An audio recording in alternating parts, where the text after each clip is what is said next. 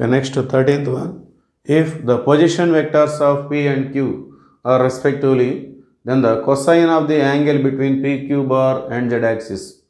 PQ bar అనేది Z axis తోటి ఎటువంటి యాంగిల్ ఫామ్ చేస్తుంది దాని యొక్క కొసైన్ యాంగిల్ మనం ఫైండ్ అవుట్ చేసుకోవాలి.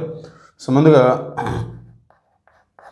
PQని మనం క్యాలిక్యులేట్ చేసుకుందాం. PQ అంటే OQ మైనస్ OP. సో ఈ రెండింటి యొక్క position vectors OP bar OQ bar. So PQ కావాలంటే OQ minus OP 5i minus 3j plus 4k minus OP అంటే i plus 2j minus 7k. So minus OP means minus i minus 2j plus 7k it is. So 5i minus i అంటే 4i minus 3j minus 2j అంటే minus 5j plus 4k plus 7k plus 11k.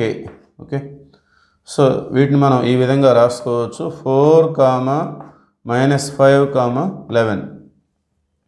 Next మనం mode PQ మనం calculate చేసుకుందాం.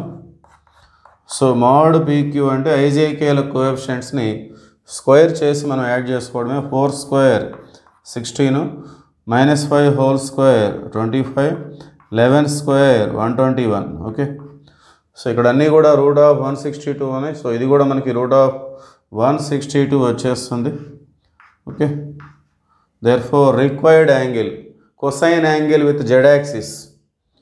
So Z యాక్సిస్తో చేసేటటువంటి angle కావాలి అంటే cos theta అనుకున్నట్లయితే cos theta is equal to, so Z component ఇది ఎక్స్ కాంపోనెంటు, ఇది వై కాంపోనెంటు, అది Z component by mod PQ. Okay, component of Z by mod PQ. Mod PQ అంటే root of 162. So 11 by root of 162 is the angle made by this vector with the Z axis. Okay, ఒకవేళ X యాక్సిస్తో చేసే angle కావాలంటే X component by mod PQ 4 by root of 162. Y యాక్సిస్తో చేసే angle కావాలంటే minus 5 by root of 162. Now here it is angle with the z axis, so that it is 11 by root of 162. Option 2 is the right answer.